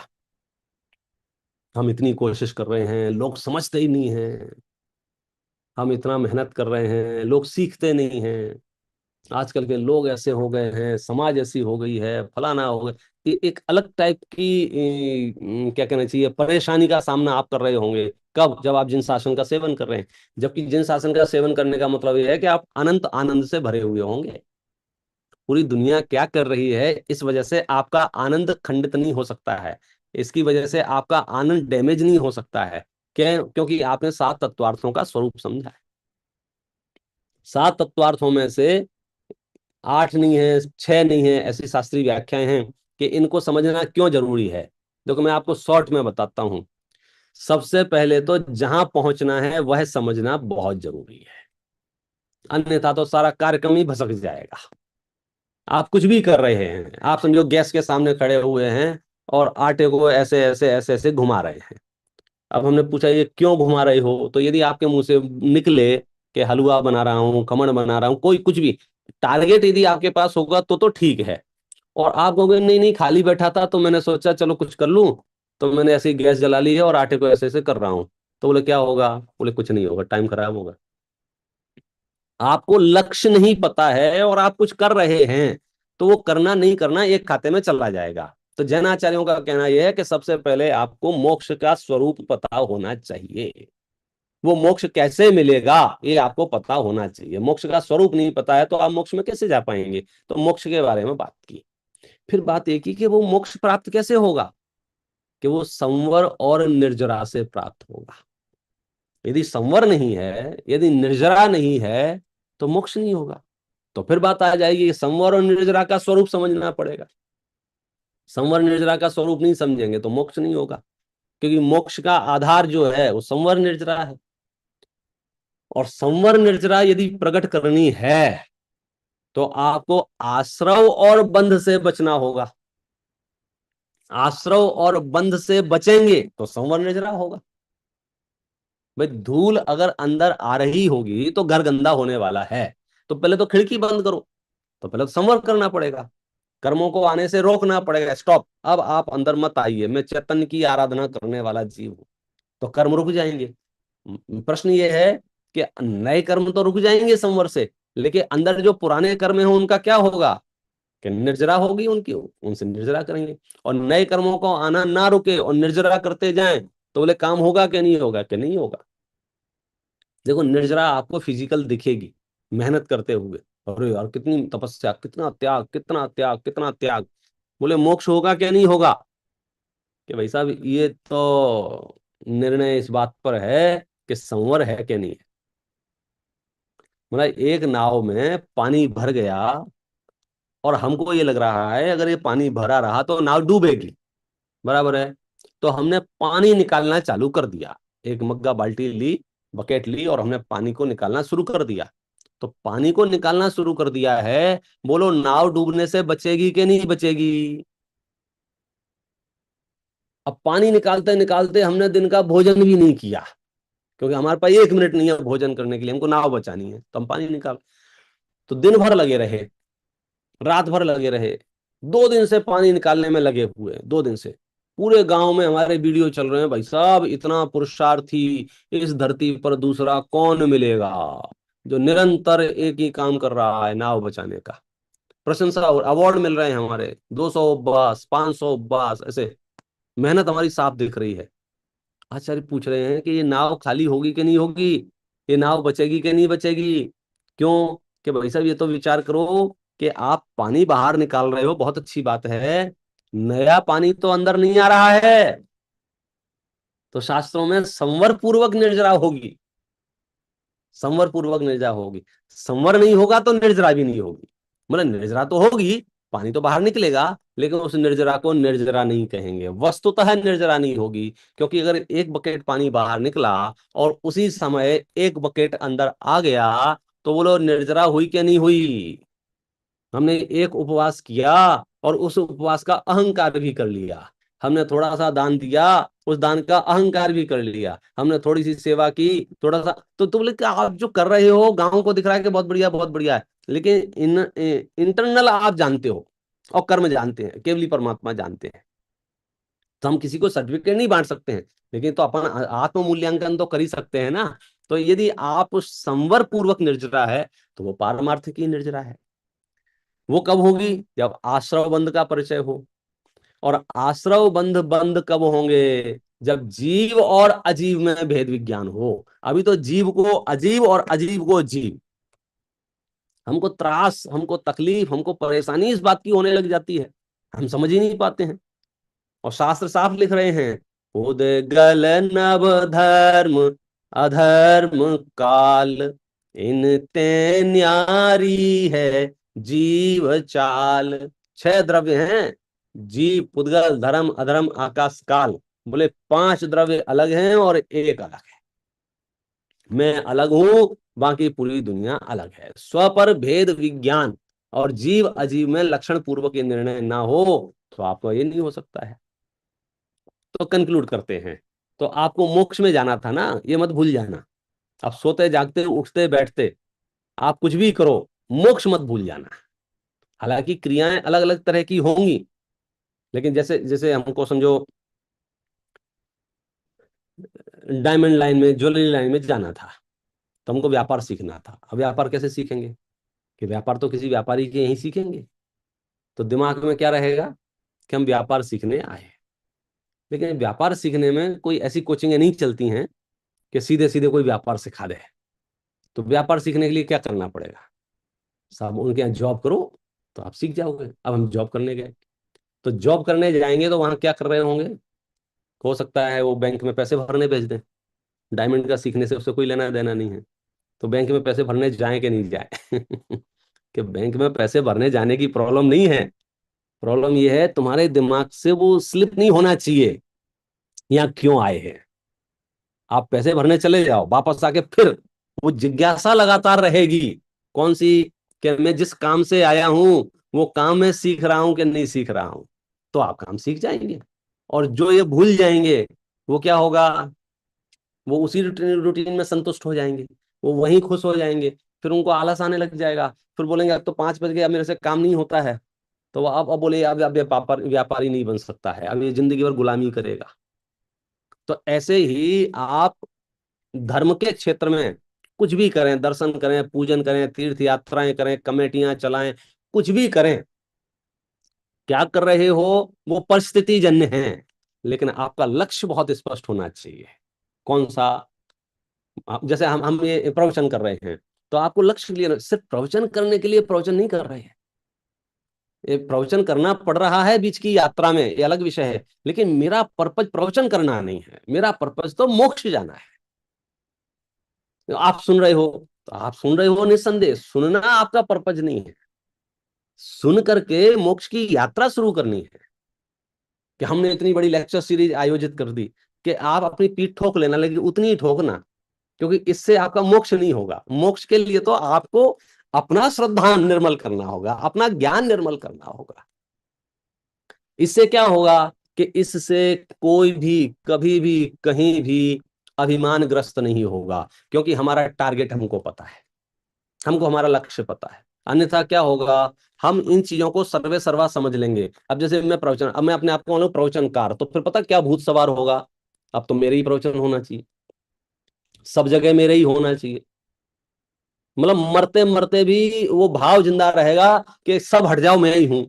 बोले कि अब मोक्ष मार्ग में नहीं जा पाओगे आप। पानी भरना पड़े किसी की दुकान पर, बैंक में पैसे जमा करना पड़े, अलग बात है, लेकिन आप अगर सर्वे सर्वा उसी चीज के बन जाएंगे तो आपका जो मूल उद्देश्य है वो भटक जाएगा। मोक्ष मार्ग की यात्रा सहज है, बाह्य अनुकूलताएं प्रतिकूलताएं जैसी बने वैसी बनती रहेंगी, वो कर्माधीन है। हो सकता है आप अच्छे अच्छे काम करो और कोई बिल्कुल ना पूछे, हो सकता है आप बुरे बुरे काम करो, आपकी बहुत वाहवाही हो, तो ये यश प्रकृति का उदय, अपयश प्रकृति का उदय कर्माधीन है। आप ढेरों योजनाएं लेके आए, वो योजनाएं कई बार धर्मात्मा लोग सोचते हैं, यार अपन इतनी बढ़िया बढ़िया समाज के लिए प्लानिंग बनाते हैं, समाज के लोग लाभ नहीं लेते हैं। इतनी योजनाएं आती हैं, सरकारी योजनाएं इतनी आती हैं, लोग लाभ नहीं लेते हैं। जैन सेंटर्स इतने काम कर रहे हैं, पूरी अमेरिका में काम कर रहे हैं, और मुझे कल पता चला कि एक और नई कमेटी बनाई है, जबरदस्त कमेटी है वो, उस कमेटी का नाम है जैन सेंटर असिस्टेंस कमेटी। क्या कभी ये क्या करेगी कि इसका काम है कि कहीं भी छोटे से छोटे ग्रुप में भी, छोटे से छोटे सिटी में भी, यदि आप जैन सेंटर डेवलप करना चाहते हो तो हम आपको सपोर्ट करेंगे। आपके पास समझो पर्याप्त धन नहीं होगा तो हम आपको फंडिंग की व्यवस्था भी करेंगे। यदि आपके पास कैसे प्रतिष्ठाएं करनी है, कैसे मंदिर बनाना है, कहाँ से मार्बल लाना है, कहाँ से क्या करना है, समझ में नहीं आ रहा होगा, तो हमारी कमेटी में वो एक्सपर्ट लोग होंगे जो पहले कर चुके हैं। आप उनसे सलाह ले सकते हैं, आप उनसे डिस्कशन कर सकते हैं, आप उनसे बात कर सकते हैं। आपको प्रतिष्ठाचार नहीं मिल रहे होंगे, स्कॉलर नहीं मिल रहे होंगे, तो वो लिस्ट उनके पास होगी कि साहब इनसे कराइए, इनसे कराइए, इनसे कराइए। अब आप इतनी मेहनत करके वो कमेटी की, यार लोग बोले फायदे नहीं उठाएंगे। अब बोले फायदा क्यों नहीं उठाएंगे, अब इसके पीछे एक विचित्र गणित है।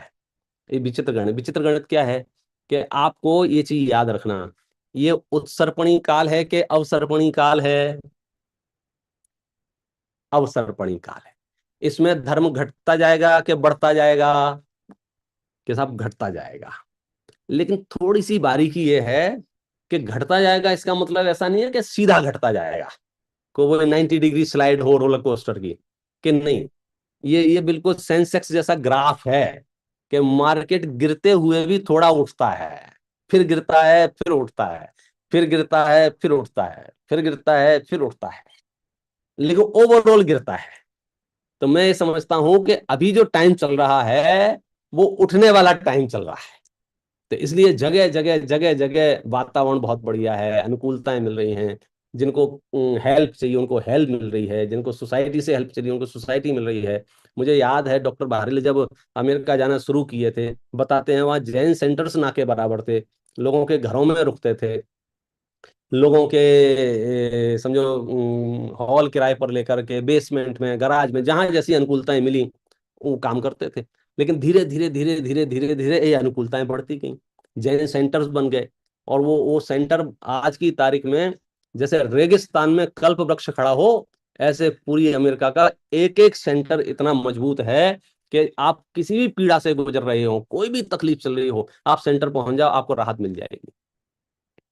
बात लौकिक राहत की नहीं है, बात यह है कि दुनिया जब परेशान होती है ना, जैन दर्शन की और अन्य दर्शन को बताऊं, सामान्य जीवों की विचार में दुखी होते हैं तो पता क्या करते हैं, थोड़े दुखी लोग ज्यादा दुख को आमंत्रण देते हैं।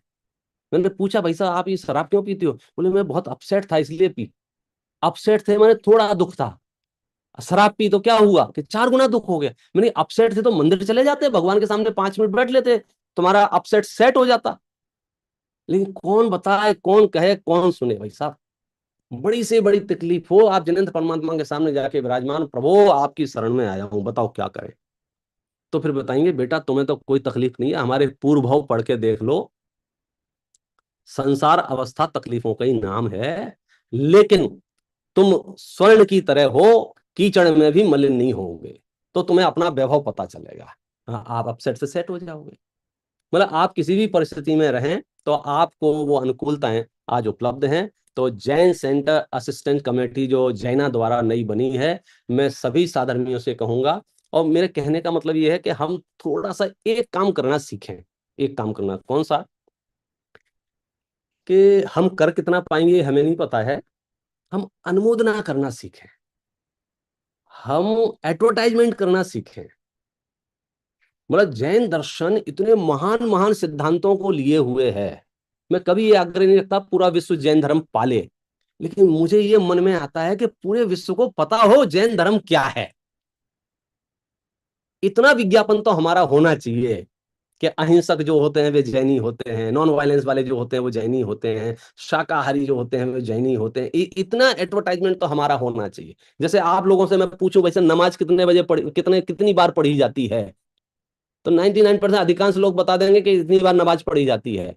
और मैं कहूंगा सामायिक कितनी बार की जाती है शास्त्रों के अनुसार, प्रतिक्रमण कब कब किया जाता है शास्त्रों के अनुसार। तो हमारे ही कुल में उत्पन्न बच्चे सोचेंगे कि बोले पापा से पूछ के बताएं, और कई लोग तो कहते हैं बोले व्हाट इज प्रतिक्रमण। तो हम अपने एजुकेशन सिस्टम को यहाँ तक ले आए हैं कि हमारे ही कुल में उत्पन्न व्यक्ति हमारे ही दर्शन से अपरिचित है, तो हम और कुछ कर पाए कि ना कर पाए, हम अपने हर सेंटर को डेवलप करें, जगह जगह ये कल्प वृक्ष लगाएं, और बिल्कुल ये परवाह ना करें। लोग कभी कभी ऐसा भी सोचते हैं और कितने सेंटर और कितने मंदिर, भाई साहब 50 साल पहले शराब की दुकानें कितनी हैं, आज शराब की दुकानें कितनी हैं, आप कल्पना कीजिए। 50 साल पहले व्यसनों की सुविधाएं कितनी थी, आज व्यसनों की सुविधाएं कितनी हैं, कल्पना कीजिए। तो अगर हम तुलना करेंगे तो हम तो कुछ भी नहीं कर पा रहे हैं। पहले अगर एक दो बूचड़ खाने थे, आज हजारों बूचड़ खाने हैं। तो जब हजारों बूचड़ खानों हैं तो सामने हजारों अहिंसक सेंटर भी होना चाहिए, जहां जीव आके अहिंसा, अपरिग्रह, सत्य और आचौर्य की प्रेरणा ले सके। मैं समझता हूँ ये कमेटी बहुत काम की कमेटी है, हम सबको बहुत काम आएगी। तो आप में तो जो बात कह रहा था वो ये है कि आपके काम की ना भी हो तो ये सूचना जिनके काम की हो उन तक पहुंचाएं। जहां भी आपको लग रहा हो छुटपुट बातें चल रही हो, यहाँ जैन सेंटर बनना है, जैन सेंटर, अरे भाई साहब उससे मिलो, उससे एक बार बात करके देखो आप, तो हो सकता है आपको मोटिवेशन मिले, आपको प्रेरणा मिले, और आपको लग रहा हो ये सेंटर कैसे बनेगा कैसे बनेगा, आपका काम बहुत जल्दी हो जाए। और ये जन शासन युगों युगों तक इसी तरह प्राणी मात्र का कल्याण करता रहे, इस भावना से हम काम करें। और हमें जो चीजें अच्छी लगें हम उन्हें बांटना सीखें, बांटना सीखें। जिन्हें लगा हो ये जिनवाणी, ये लेक्चर बहुत काम का है, मुझे पता है आज का हर व्यक्ति 2 5 10 20 व्हाट्सएप ग्रुपों से जरूर जुड़ा रहता है, ढेरों लोग उसमें कचरा डालने वाले हैं। आप उसमें फूल डालिए, आप उसमें सुगंधी फैलाइए, आप उसमें अच्छी बातें शेयर कीजिए, आप शेयर कीजिए, तो आपको पता चलेगा कि हम थोड़े से अगर अपने प्रमाद को बचाएं तो हम इस जैनिज्म को बहुत प्रमोट कर सकते हैं। मैं विश्वास दिलाता हूं हर व्यक्ति सुखी होना चाहता है, हर व्यक्ति सीखना चाहता है। मैंने जिस भी जैनिज्म की बात की है, जब उसे समझ में आया तो वो कहता है कि मेरी तो मेरी जिंदगी पलट गई।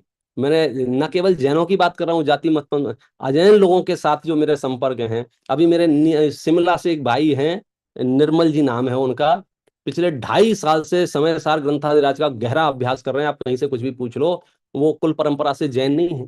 तो मैंने उनसे सहज पूछा, बोले आपको ये इंटरेस्ट कहाँ से आ गया? आपको इंटरेस्ट कहाँ से आ गया? मैं सिर्फ 1 मिनट में बता देना चाहता हूँ किस तरह से, कहाँ कब किसको लाभ हो जाता है। मैं दिल्ली गया था किसी यूथ कन्वेंशन में, लेक्चर सीरीज के लिए ही। वहां वो आए थे, एडवोकेट थे, और जब वो आए और उन्होंने जो बात कही, तो उन्होंने सीधे कहा कि हमको आपको एक नोटिस देना है, मैं एडवोकेट हूँ, एक नोटिस देना है। तो पहले तो सुन के लगा कि भैया मैंने क्या कर दिया, मैं तो बहुत सावधानी से बोलता हूँ काय का नोटिस, कैसा नोटिस? बोले आपने हमारे घर की नींद खराब कर रखी है। मैंने, भैया मैंने क्या कर दिया? बोले रात रात 12-12 2-2 बजे तक आपके प्रवचन चलते रहते हैं। कैसे? तो उन्होंने कहा कि अनायास यूट्यूब पर वो गए, कभी उन्होंने एक लेक्चर सुना, एक सुना तो दूसरा सुना, दूसरा सुना तो तीसरा सुना। तो बोले मैं जिस धर्म को खोज रहा था, जिस परम सत्य को खोज रहा था, बिना मत पक्ष वाला पक्ष खोज रहा था, वो मुझे वीतरागी जैन शासन मिला। और वो दिन है कि आज दिन है, 2.5 साल 3 साल हो गए उनको लगातार श्रुत अभ्यास कर रहे हैं, लगातार श्रुत अभ्यास। ये तो मैंने एक उदाहरण दिया है, ढेरों लोग हैं। तो मैं कह रहा हूं अपना कॉन्फिडेंस बिल्डअप कीजिए।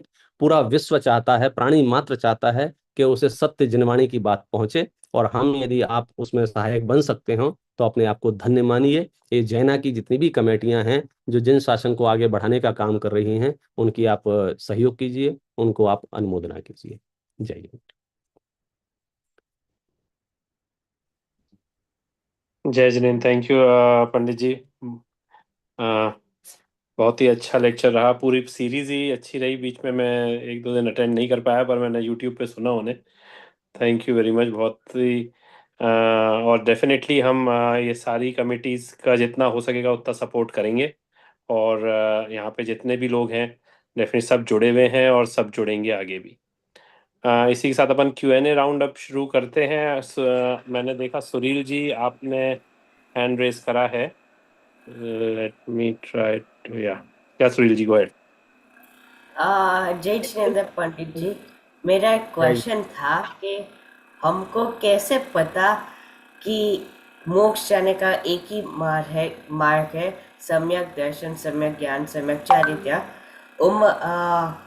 उमा स्वामी आचार्य पहले, दूसरे आचार्य ने कुछ दूसरा नहीं कहा हमको, वो मेरा प्रश्न है। बहुत बढ़िया प्रश्न है बालक का। तीर्थंकर भगवंतों को हुए लगभग 2,500 वर्ष हो गए। अंतिम तीर्थंकर भगवान महावीर हुए। उसके बाद हमारे पास जो भी उपलब्ध है, आगम उपलब्ध है, श्रुत उपलब्ध है, जिनवाणी उपलब्ध है।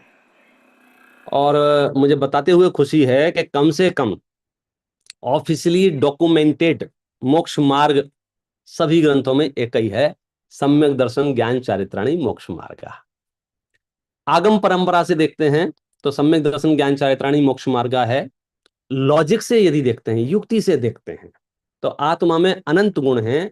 ये 3 रिप्रेजेंटेटिव गुण हैं आत्मा के। एक हमारा विश्वास, एक हमारा नॉलेज, और एक हमारा बिहेव। तो ये जो 3 गुण हैं हम खुद फील करते हैं। यदि मेरा विश्वास विपरीत हो, सही ना हो, तो मुझे फायदा होगा या नुकसान होगा? नुकसान होगा। जैसे बहुत लोगों का विश्वास है कि दूसरे जीवों को मारेंगे तो हमें स्वर्ग मिल जाएगा। बोलो ये विश्वास सही विश्वास है या गलत विश्वास है? ये सम्यक दर्शन है कि मिथ्या दर्शन है? हम पशुओं को मारेंगे तो इन पशुओं का कल्याण हो जाएगा, ये विश्वास साचा है झूठा है?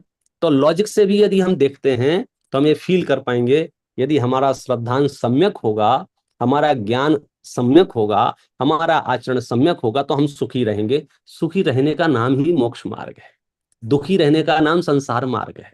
तो लॉजिक से भी सम्यक दर्शन ज्ञान चारित्र मोक्ष मार्ग निकलेगा। क्योंकि मोक्ष मार्ग क्यों चुना है आप ये बताइए। कोई भी जीव किसी भी मतपंथ संप्रदाय का हो, उसने मोक्ष मार्ग का रास्ता क्यों चुना है? सुखी होने के लिए कि दुखी होने के लिए?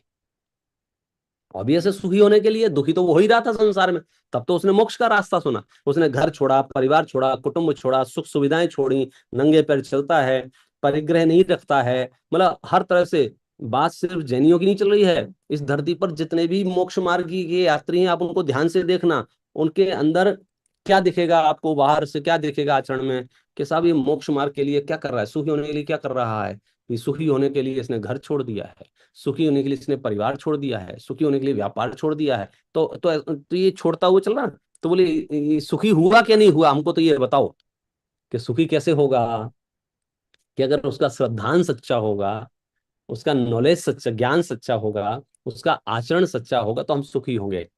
आज हम जहां भी हैं और जितने लोग भी हैं, तो थोड़े बहुत सुखी हैं, वो किस बेस पे सुखी हैं? अपने श्रद्धान, ज्ञान और आचरण के बेस पे सुखी। और जो दुखी है वे श्रद्धान, ज्ञान, आचरण की विपरीतता से दुखी हैं। कई बार क्या होता है कि जो व्यक्ति शराब पी लेता है ना, नशे में होता है, और कोई उससे पूछता है भाई साहब आप नशे में हैं क्या, तो वो क्या कहता है, नहीं मैं नशे में नहीं हूं। तो कभी कभी मिथ्या श्रद्धानी भी अपने आप को सम्यक श्रद्धानी कहता है, मिथ्या ज्ञानी भी अपने आप को सम्यक ज्ञानी कहता है, मिथ्या चारित्र वाला भी अपने आप को सम्यक चारित्र वाला कहता है। लेकिन शांत मन से, युक्ति से विचार करोगे तो आपको पता चल जाएगा। इसलिए आगम में यदि हम देखेंगे तो सर्वत्र आपको मोक्ष मार्ग की यात्रा पे एक ही सूत्र मिलेगा, सम्यक दर्शन ज्ञान चारित्राणी मोक्ष मार्ग। सम्यक दर्शन के बारे में एक ही व्याख्या मिलेगी, तत्वार्थ श्रद्धानम सम्यक दर्शनम। और तत्वार्थों का श्रद्धान जो करेगा, मतलब तत्वार्थ श्रद्धान का अर्थ क्या होता है, जैसा है वैसा श्रद्धान, कल्पना से नहीं, किसी के कहने से नहीं, किसी शास्त्र में कुछ लिखा है उससे नहीं, युक्ति से, प्रमाण से ये निर्णय करे कि ऐसा ही है। जब हम निर्णय करते हैं कि वीतरागता ही मोक्ष मार्ग है, तो पता लगाओ वीतरागता कहते किसे हैं, कि राग द्वेष का अभाव, उसका नाम वीतरागता है। तो प्रश्न, कितना राग द्वेष का अभाव, थोड़ा या पूरा, कि पूर्ण राग द्वेष का अभाव, उसका नाम वीतरागता है। तो इसलिए ये सम्यक दर्शन ज्ञान चारित्राणी मोक्ष मार्ग जो हमें एड्रेस मिला है गुरु भगवंतों के माध्यम से, युक्तियों से विचार करने पर भी यही एड्रेस ठीक लगता है। आपके पास कोई दूसरा रास्ता हो तो आप बता सकते हैं, हम उस पर विचार मंथन कर लेंगे, क्योंकि हम संगी पंचेंद्रिय जीव हैं, विचार मंथन के लिए हमेशा तैयार रहते हैं। आपको लगता हो कि हमारे पास एक रास्ता और है, शॉर्टकट कोई आपको हो, पतली सी गली दिख रही होगी, यहाँ से मुक जा सकते हैं, आप वो बताइए। हमको तो राजमार्ग पता है भैया, हम राजमार्ग बता रहे हैं। आपको कुछ हो गया नहीं साहब, ऐसे भी मुक जा सकते हैं, तो आप बता सकते हैं। ठीक है पंडित जी। जोरदार बच्चा है ये, हमको कहाँ ऑरलैंडो में मिला था ये, जबरदस्त। इसका ऐसे नाम ऐसे इंटरेस्ट कियान है। क्रिएट। भविष्य, कियान, हाँ कियान नाम याद आ गया, कियान। हम्म, भविष्य सुरक्षित है भारत का, भारत क्या पूरे विश्व का। ठीक है, मैं अगला क्वेश्चन बोलता हूँ। Can you tell the site you mention for AI created by your Nagpur group for question answer. AI site कौन सी नागपुर ग्रुप ने जो बनाई हो? नहीं, नागपुर ग्रुप ने नहीं बनाई है, लेकिन डिजिटली आप कुछ सर्च करना चाहते हैं तो बम्बई का ग्रुप जो है, अपने कुनकुन काहन पारमार्थिक ट्रस्ट मुंबई, उन्होंने जरूर एक एआई डेवलप की है, श्रुतम एआई। श्रुतम, श्रुत शब्द अपना जनवाणी का है, श्रुतम डॉट कॉम, श्रुतम.com पर आप जाएंगे तो वहां आप कोई भी प्रश्न करेंगे, जनरली हम चैट जीपीटी से पूछते हैं, जेमिनाई से पूछते हैं, तो वो ग्लोबली डेटा जो अवेलेबल है उसके हिसाब से आंसर देता है। यदि आप चाहते हो कि जैन शास्त्रों से ही मुझे उत्तर मिले, तो आप श्रुतम एआई का उपयोग कर सकते हैं। और एक और डिक्शनरी है, जैनकोश.org, जैनकोश.org। आप वहां जाकर के भी आप कोई शब्द लिखें तो शब्द को जहां जहां शास्त्रों में बताया है वहां वहां आपको डायरेक्ट शास्त्र से परिचय करा दिया जाएगा। तो इस तरह से कुछ डिजिटल प्लेटफॉर्म है जहां से आप लाभ, चिराग कापड़िया जी ने यहाँ आपको लिंक दे दिया है श्रोतम एआई का, श्रोतम.ai.com, तो वहां से आप लाभ ले सकते हैं। बहुत बहुत जबरदस्त काम हुआ है, और ये भी युवाओं ने ही काम किया है, राहुल जी हैं, गायक जी हैं। ये तो देखो जैसे जैसे काल आगे बढ़ रहा है, दोनों चीजें चल रही हैं, सन्मार्ग पर चलने वाले भी चल रहे हैं और दूसरे भी चल रहे हैं, चलता रहेगा। बहुत बढ़िया। ओके, अगला सवाल है, is adopting an animal against Jainism? ये थोड़ा सा गंभीर सवाल है। जैन दर्शन के इतिहास में और जैन दर्शन की पालन पोषण करने वाले या जैन दर्शन को फॉलो करने वाले अधिकांश बहुमत से संख्या यदि देखी जाएगी इतिहास की दृष्टि से, तो भारत में उसकी बहुसंख्यक समाज है। और भारत जिस तरह का एक देश रहा है, कल्चर रहा है यहाँ का, तो ये कृषि प्रधान देश रहा है। तो यहाँ पर खेती के माध्यम से आजीविका के साधन थे, और अनाज आदि उत्पन्न करने का मतलब वही भोजन था, वही आजीविका थी। तो हम इतिहास की दृष्टि से देखते हैं कि जैन दर्शन में पशुओं को पालने की परंपरा रही है, लेकिन एक शर्त तो शुरुआत से है, हिंसक पशुओं को पालने की परंपरा जैन दर्शन में नहीं है किसी भी तरह से। क्यों? क्योंकि हिंसक पशुओं को पालने का अर्थ है किसी न किसी तरह से हिंसा की अनुमोदना करना। आप उनके लिए भोजन की व्यवस्था जुटाएंगे तो वो हिंसक होगी, और हिंसक पशुओं को हमारे यहाँ तामसिक वृत्ति का होने से इनकी संगति ठीक नहीं है। मनुष्यों में भी जो हिंसक हो, उन मनुष्यों की भी संगति ठीक नहीं है। तो हिंसक पशुओं को पालने की बात जैन शास्त्रों में नहीं की गई है। अहिंसक पशुओं के पालने की चर्चा मैं समझता हूं जैन दर्शन से ज्यादा ये सामाजिक व्यवस्था थी, समाज की व्यवस्था थी, कल्चर था, यहाँ जीवन जीने की पद्धति यही थी। तो वो पशुओं को घर में रखते थे, परिवार की तरह रखते थे, परिवार की तरह पालन पोषण करते थे, उनसे उन्हें भोजन भी उपलब्ध कराते थे, उनके दुग्ध आदि का भी सेवन करते थे। मेरे देखते देखते मुझे याद था कि गाँव में दूध ऐसे ही बढ़ता था, भाई साहब कोई खरीदता नहीं था, ले जाओ ले जाओ, हमारे यहाँ बहुत है, ले जाओ। फिर दूध तो बिकने लगा 2 रुपया 3 रुपया किलो, छाछ फ्री में बढ़ता था, घी बनाने घी बन जा छाछ रखा रहता था। तो ये तो धीरे धीरे जब चीजों का कमर्शलाइजेशन हो गया, और इन चीजों में भी क्रूएलिटी बहुत ज्यादा आ गई, तो हमें सच बात यह है, यदि हम पूर्ण अहिंसक रीति से अहिंसक पशुओं का पालन कर सकते हो तो ठीक है। यदि हम पूर्ण अहिंसक रीति से पशुओं का पालन नहीं कर सकते हैं, तो पशुओं के पालन की अपने को ज्यादा चक्कर में नहीं पड़ना चाहिए। मनुष्य पर्याय बहुत थोड़ी सी है। हमको अहिंसक पद्धति से, जैसे हम जीवों को अहिंसक बनाएं, हम अपनी लाइफ स्टाइल में अहिंसकपना लाएं, इससे बड़ी हेल्प नहीं हो सकती है। हमारे पास साधर्मी बहुत हैं, हमारे पास मनुष्य बहुत हैं, हमारे पास वृद्ध लोग बहुत हैं, हमारे पास अनाथ लोग बहुत हैं। हम मनुष्यों की सेवाओं से यदि गले तक भर गए हों, तो फिर हमें जानवरों की तरफ बढ़ना चाहिए। जानवरों की तरफ बढ़ गए हों तो एक इंद्रिया तक जाने चाहिए। जो जैनेश्वरी दीक्षा लेते हैं तो 6 काय के जीवों की रक्षा का परिणाम लेते हैं। तो किसी जीव की हेल्प नहीं करना चाहिए, ये बात नहीं चल रही है। अनावश्यक रूप से आप जंगल से किसी एक बच्चे को लेकर के आए, आपने उस परिवार से उस बच्चे को अलग कर दिया, उसकी फैमिली से उस बच्चे को अलग कर दिया, तो ये आपके कोई राइट्स नहीं है। आप कैसे उसे अलग कर सकते हैं? हाँ, कोई कोई जीव तकलीफ में है, आप उसकी अनुकूलता प्राप्त कराएं, उसे हॉस्पिटल भेजें, उसकी दवाई करें, और आप उसको आजाद करें। ये एक सामान्य सी पद्धति है। ठीक है, वो यहाँ पे एक प्रश्न है, वो पूछ रहे थे, वो जैन असिस्ट ग्रुप की जो आपने अभी बात करी, वे किस शहर में है, how we can contact them? तो मैंने उस पर लिखा, वो जैना की कमेटी है for Jain centre assistance. Okay, Jatin भाई और अनंत पाटनी से बात कर सकते हैं, अभी हाल फिलहाल तो मैं इन दो को जानता हूँ। Yeah, no, reach out to me or Anand Bhai, and I will connect you to the right team committee chairperson, and we can get you started working with the committee. Okay, ठीक है। अब कल्पना बहन, आप आज पंडित जी का आज last day है, तो उसके बारे में कुछ बोलेंगे? कल्पना गांधी जी। जय जिनेन्द्र, प्रणाम पंडित जी। आदरणीय पंडित जी, विपिन जी, जैन शास्त्री जी, जैना के सभी अधिकारियों की ओर से, सभी आयोजक और सभी श्रावक श्राविका की ओर से मेरा आपको प्रणाम है। मैं कल्पना गांधी हूँ, जो न्यूयॉर्क के जैन सेंटर की ट्रस्टी हूँ और जैना की नॉर्थ ईस्ट की वाइस प्रेसिडेंट हूँ।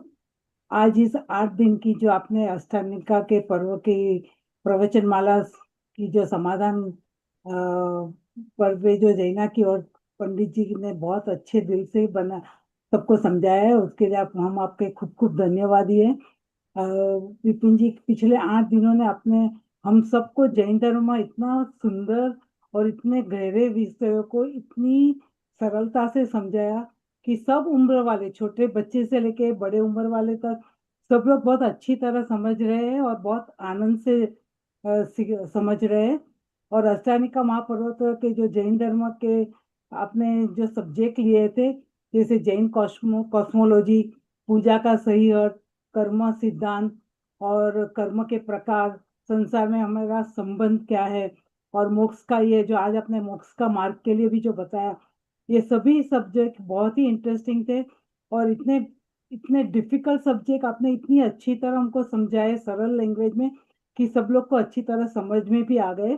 और आपके ये जो इतने दिल से आपने जो सबको समझाया, तो ये जरूर हम लोग के जीवन में उसका जरूर कुछ ना कुछ असर होएगा। और हम लोग भी कुछ यही बार बार जैसे आपका यूट्यूब में भी लिंक अवेलेबल है, तो कभी भी जिसका मिस हुआ है वो लोग भी सब सुन पाएंगे।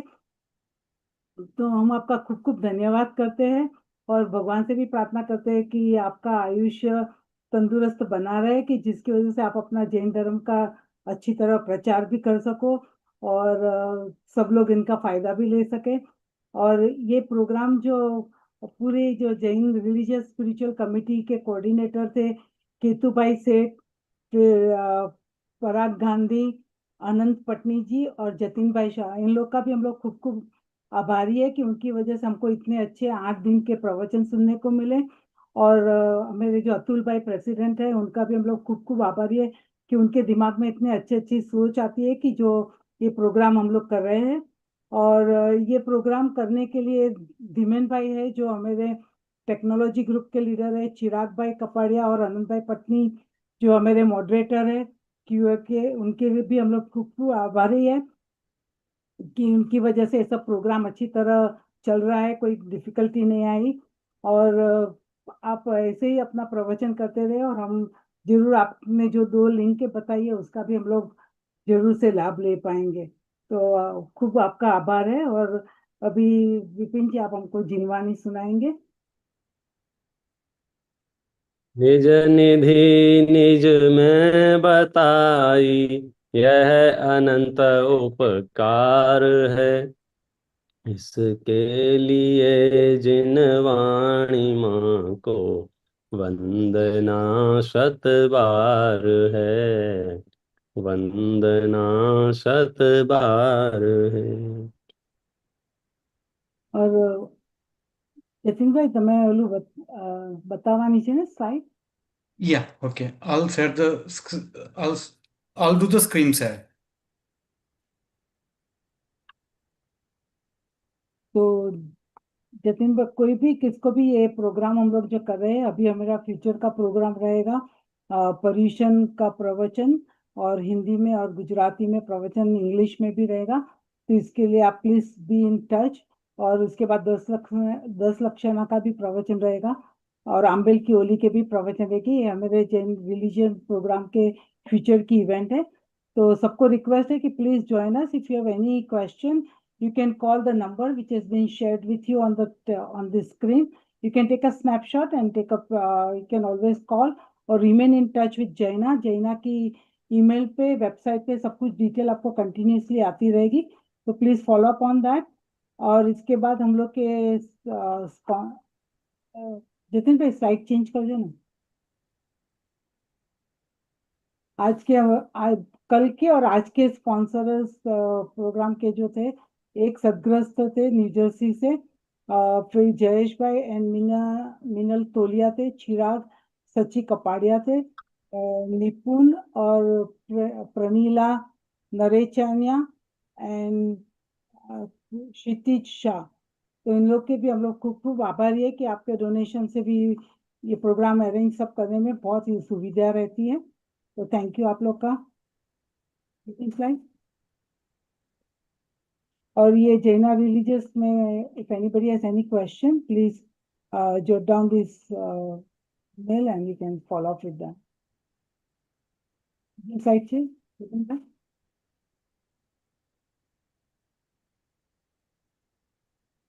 कितनी बार થઈ ગઈ slide?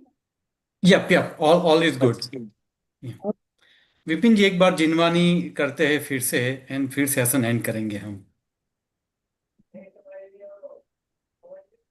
निज निधि निज में बताई, यह अनंत उपकार है।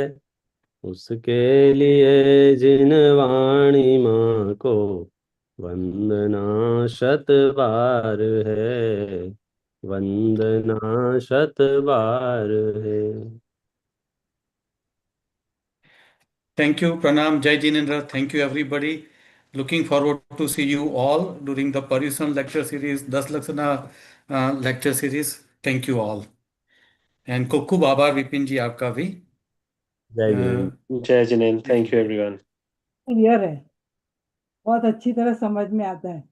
इतना डिफिकल्ट सब्जेक्ट आप बहुत इजी कर देते हो। Yes, आप yes, that is correct. Yes. ध्यान से सुनते हो इसलिए समझ में आता है। बहुत ओके सब सर। आचार्य बहुत इजी लिखा है, सब आचार्यों ने। स्मार्ट में जय जिनेंद्र। चलिए साहब, Jai Jinendra. Uh,